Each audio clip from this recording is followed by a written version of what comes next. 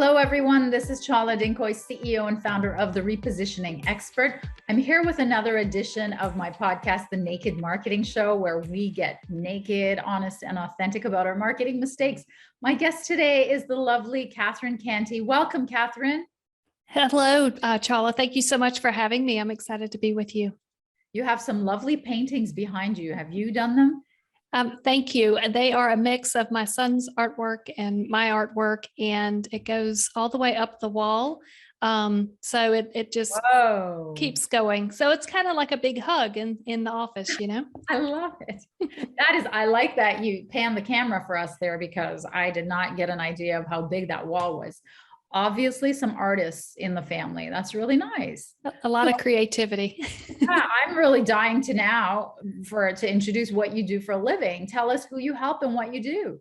Thank you for asking. Yes. So I have been out on my own for 2 years and left corporate America. And what I did is I learned that there are more ways to continue to help, not just within the corporate environment. So I've taken 20 years of best practices of businesses being able to remain vital. And there's a lot of basic best practices that we do, and we tailor solutions for our clients based on all the different expertise that we can bring to the table. And it all frames around the business vitality framework and helping people think differently, because what we found is a lot of CEOs can hire people to do the job, but what they're really looking for are people who can think differently, anticipate what's going to be coming down the chute. We need to expand what we're doing and break down silos within organizations. And I've personally witnessed it and been a part of that, and really understanding what the client struggles are and just being able to listen to what the real client needs are, tailoring a solution to fit their needs and helping them accomplish their goals. Wow. So you were a corporate warrior. Like, I left after 18 years, but my goodness, you stuck in for a couple more extra years there. What were you doing when you left? Like, what job were you doing? Yeah, so I was traveling around the country about 60% of the time in banking, and it was a very non-traditional banking career that I had. It afforded me a lot of unique opportunities. It started out developing products and services on the deposit side of the business, and there really wasn't anybody that wanted my job, and I didn't know that going in. And then after I got into the position, they said, "God, thank gosh you showed up," because nobody wanted that job. And by the end of it, we had enough successes that there were quite a few people who wanted the job. And then from there, a gentleman in my network recruited me over to a different style of banking that only works on the lending side for agriculture and rural communities in the United States. And they've been around for over 100 years, one of the best kept secrets. But what I provided was technology and services and huge lines of credit that would go out into these rural communities. So not your traditional, commercial banker, somebody sitting behind a desk making a loan, but really creatively solving what the client struggles are. So it afforded me a lot of opportunities, and I felt like it was time to be able to pay it forward in a new way. And this is where we are now. So what kind of industries are you focused on in your business? Industries that are ready for change. And so not everybody's ready for it. I was talking to a gentleman this morning, and a technical college that wants to make some changes compared to where they've always been going in the past. And truly, for that to happen, the folks on the bus have to be ready for it. And I was, I guess, rather honest and just shared, when you're ready to make the change, let me know. But I can't keep showing up and sharing ideas and, cheering everybody on if it's a team of one that wants to help you implement the change. And so we closed it out and just shared that, that was a lot of really good information and a lot to process to figure out, okay, what are some baby steps that we can take from here to begin to implement? So is the problem that you get called to solve most often a leadership, like, are you doing leadership coaching? Is that what you're doing? That's a piece of the puzzle, yes. So in order to have a very successful organization, you need to have just a layer upon layer of leaders, not just managers, people who, walk the talk and are able to implement and be able to stand strong during hard times. And so leadership coaching is a piece of the overall business vitality framework.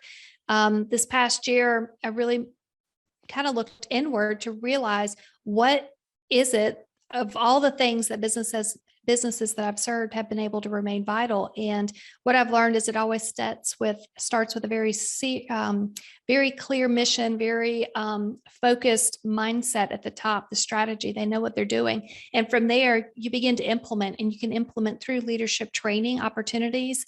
And there's a methodology that we use that has 95% success, that stakeholders around you are going to see you're improving as a leader. And so those are the first two steps of just kind of looking at organizations.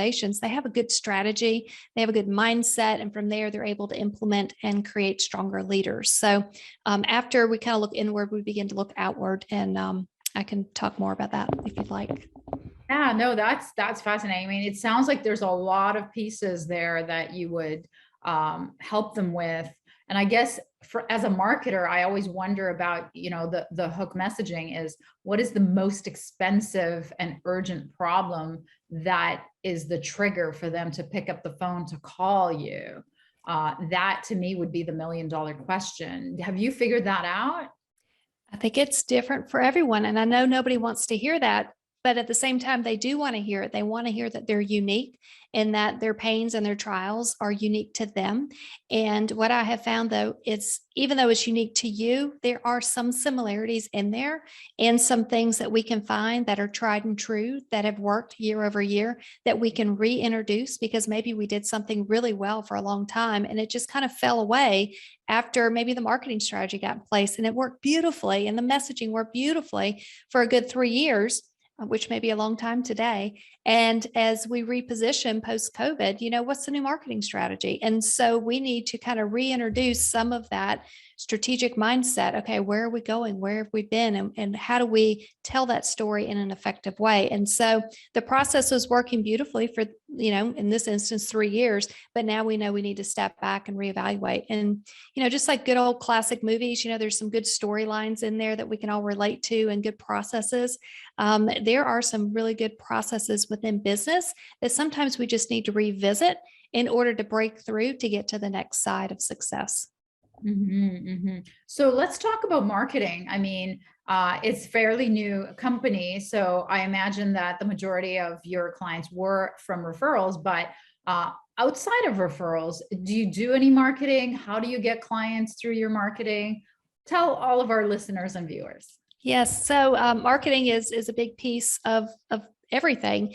And what I'm learning, just through years of working within marketing, within the bank and with our clients, and then now out of the bank and doing this myself, is having that consistent message and being able to listen to other people. And what I have found is being able to lead with value is extremely important, at least for me and for my marketing, to be able to provide insights into their world and some best practices, and just to be able to lead with kindness and lead with information that they may be able to find helpful. And sometimes you just need to lead for a while and continue to put information out there. And when they're ready and they're ready to commit, they've seen your consistency, they've seen your message, and when they're ready, they will find you. So where are you putting out the message? I know you have a podcast. Yes. How else are you reaching out? So I've taken a LinkedIn course probably about 1.5 years ago, and that was really substantial for me. It allowed me to kind of begin to dip my toes in the water as far as communication and messaging and being able to share your story in a very effective way. And, as you know, with marketing, there's lots of processes that are extremely effective, like StoryBrand and some of these different storytelling methods. And this particular LinkedIn class that I took, they were able to kind of break it down into a process, and that repetition helped me a lot. And from there, I'm able to take that same content and be able to share it with folks that are subscribing to my newsletter, and being able just to proactively reach out to people and say, Chala, I saw this XYZ article and I just wanted to be able to share it with you and be able to follow up with a phone call or take them to lunch. And it sounds like good old fashioned marketing, but there's something about a human connection. I think now, today, more than ever, is probably just as valuable as any news, flyer that we can create, that we can put out there. Just having a conversation is so valuable today, and to be able to listen to what other people are saying.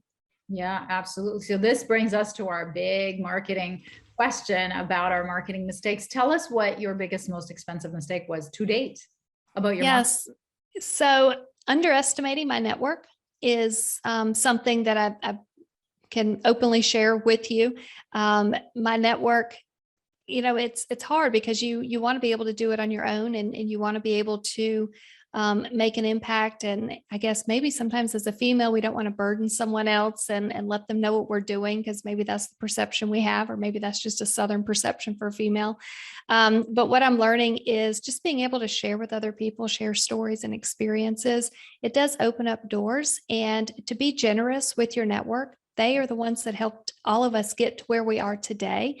And they're going to continue to support us and be our cheerleaders going forward. And, there's just a lot of people that helped me get here and want to continue to see me succeed. And I feel the exact same way about them and other people within my network.